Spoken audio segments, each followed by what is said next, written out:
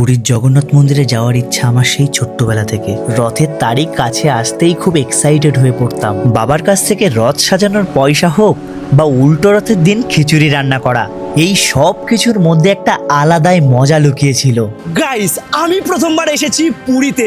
ভাই লিটারালি বলছি, এই সকালটা দেখার পরে না দীঘাকেও আমার ভালো লাগছে না। পুরী স্টেশনে ট্রেন নামার পর থেকেই মনের মধ্যে একটা প্রশ্ন বারবার হচ্ছিল, পুরী কি আদেও আমার ভালো লাগবে? এই প্রশ্নের উত্তরে বলা যেতেই পারে, যারা আমাদের সঙ্গে পুরী ভ্রমণ করতে এসেছে তারা প্রায় অধিকাংশই হোটেলে ছিল, আর আমরা ভাইব নেওয়ার জন্য। এই সকালটা আর 5 দিনের মতো সাধারণ সকাল না, এই সকালটা ছোট্টবেলার সেই স্বপ্ন পূরণ হওয়া সকাল। সকালে সুন্দর একটা সানরাইজ দেখার পরে এখন কিন্তু ভাই পেট পুজো করার পালা। আর এখন কিন্তু চলে এসেছি আমরা যেই হোটেলে রয়েছি।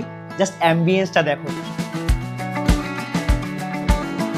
পুরীতে সকালবেলা কিন্তু পুরি সবজি দিয়ে ব্রেকফাস্ট হচ্ছে। তো ব্রেকফাস্টটা করি। আজকে অনেক প্ল্যান রয়েছে, না এখনো প্ল্যান সেভাবে হয়নি, কিন্তু ভাই ফাটিয়ে ঘুরতে হবে। আর আমি প্রথমবার যেহেতু এসেছি, এক্সপ্লোর ভাই করতে হবে। চলো ব্রেকফাস্টটা কমপ্লিট করি, দেন দেখা হচ্ছে। এর স্বাদ আলাদা, এই স্বাদ এর স্বাদের ভাগ হয় না। আহারে এই স্বাদের জন্য দেখো বেসিক্যালি এটা হলো আজকে আমাদের হোটেল।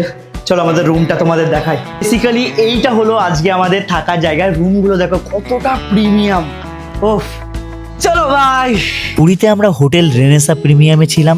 তোমরা যারা পুরীতে আসার প্ল্যান করছো অবশ্যই এখানে এসো, কারণ আমাদের কার সঙ্গে দেখা হয়ে গেছে জানো? আমাদের দেখা হয়ে গিয়েছিল অভিনেতা সুমিত গাঙ্গুলির সঙ্গে। ভালো হোটেল থাকলে এই ল্যাথখুরগুলোকে নিয়ে ঘুরতে যাওয়া একদম উচিত না। আরে চল।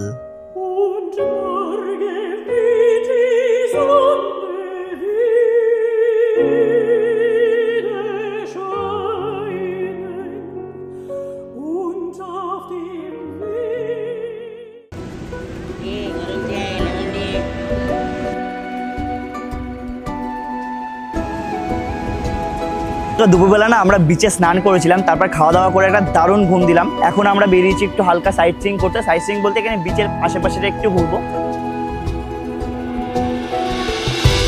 সন্ধ্যেবেলায় পুরীর বিচের পাশে অজস্র দোকান এরকম ভাবে বসে। এই দেখো, এইরকম মাছের দোকান তো ভর্তি ভর্তি রয়েছে। সত্যি কথা বলতে পুরীর সমুদ্র আমাকে নিরাশা করেনি, আমাকে ওয়েলকাম জানালো এই বাজি প্রদর্শনীর মাধ্যমে। মনে করো তুমি যে কবার বিচে গেছো না কেন, তুমি দীঘাতেই গেছো, আর তারপর তুমি দীঘা থেকে যখন এইরকম একটা জায়গায় আসবে, তোমার পিওভিটা চেঞ্জ হয়ে যাবে। কত সুন্দর খোলামেলা একটা বিচ। এই সমুদ্র হয়তো আমাকে কিছু বলতে চাইছিল, হয়তো বলতে চেয়েছিল, তুষার আরো একবার গর্জে ওঠো ঠিক আগের মতো। দেখো কোথাও গেলে না তাড়াহুড়ো করে যেতে একদম ইচ্ছাই হয় না, সেই জন্য আমরা 6টার মধ্যে রেডি হয়ে গেছি। প্ল্যান ছিল যেদিন আমরা আসবো তার পরের দিন পুজো দেবো, তাই আজকে সকালবেলা কেউ আর তেমন লেট করেনি। রেডি হলাম বাবার কাছে যাওয়ার জন্য। গাইস, তোমরা কি কেউ চিনতে পারছো? জয় মা তারা। চলো আমরা একসঙ্গে যাব, পুজো দিতে যাবো। বাকিরা বেরিয়ে গেছে। ওঠো ওঠো ওঠো।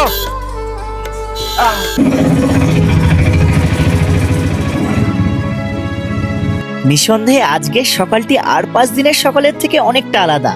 আমার কাছে তো খুবই স্পেশাল। গাইস, ফাইনালি আমরা চলে এসেছি মন্দিরের একদম সামনে। 8টার মধ্যে ঢোকার চেষ্টা করবো, নাহলে কিন্তু 8টার সময় গেট বন্ধ করে দেয়। আর এখান থেকে দেখতে যে কি ভালো লাগছে তোমাদের দেখাচ্ছি, দাঁড়াও।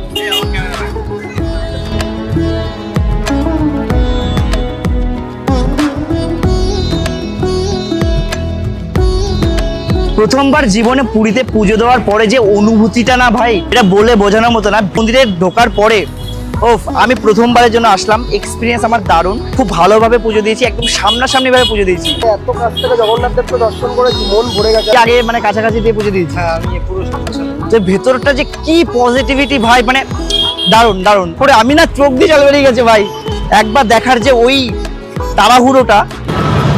কিরে কেসে ও? মন্দিরের ভেতরে রয়েছে, আর এইখান থেকে মন্দিরটা এই রকম লাগছে। আমরা এই দিকে সামনের দিকটা যাচ্ছি। ওফ,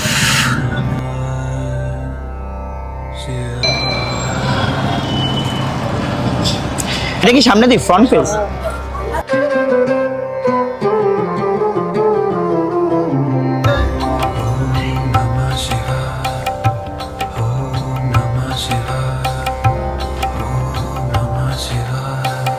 লিটারেলি বলছি দারুণ একটা এক্সপিরিয়েন্স হচ্ছে। তুমি সব ভক্তদের মধ্যে না একটা পজিটিভিটি দেখতে পারবে। This is the real happiness.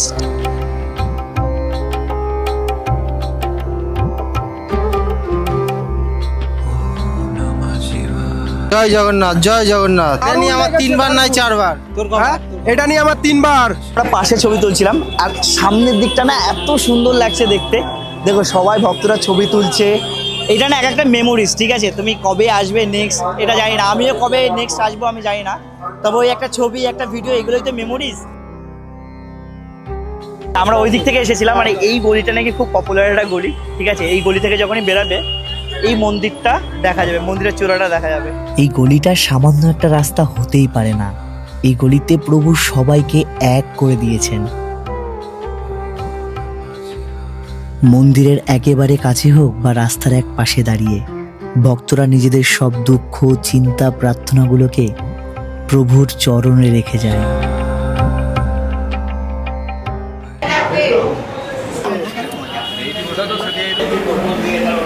যত বেলা হচ্ছে তত কিন্তু ভক্তদের আগমন আরো বেশি হচ্ছে। রথের সময়টাই কখনো আসেনি, তবে এখানের মহল দেখে বোঝা যাচ্ছে যে রথের সময় কত হয়। আমি তো ভিডিওতে দেখেছি প্রচুর। আচ্ছা, রথের সময় তোমরা কারা কারা পুরীতে গেছো একটু কমেন্ট করে জানাও তো।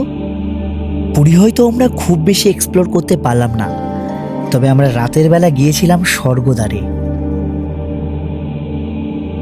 আরও ঘুরেছিলাম এই পপুলার দোকানটা। অ্যাকচুয়াল কাকাতুয়ার যে গজাটা কোথা থেকে আসে বা কোথায় বানানো হয় সেই জায়গাটায় আমরা চলে এসেছি। পুরীতে প্রায় 7:30 বাজে আর ভিড়টা জাস্ট একদম, ক্রাউডটা দেখো।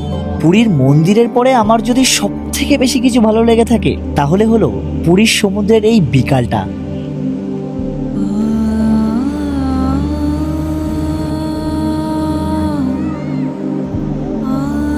শেষ 3 বছরে আমার জীবনে অনেক কিছু ঘটে গেছে।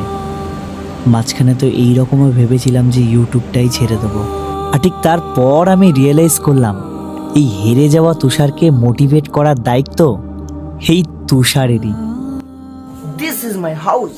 একদিন আমি নিজের বাড়িতে যাবো, নিজের বাড়ি। কবে সেদিন? ভাই তুষার, এই যে তোর নিজের বাড়ি, 2টো প্লে বাটন আছে। আর কত অজুহাত দেখাবি ভাই, আর কত অজুহাত? এইবার তো শুরু কর, তোর কাছে সব কিছু আছে। তুই নতুন একটা ক্যামেরাও কিনে নিয়েছিস, সব কিছু আছে ভাই।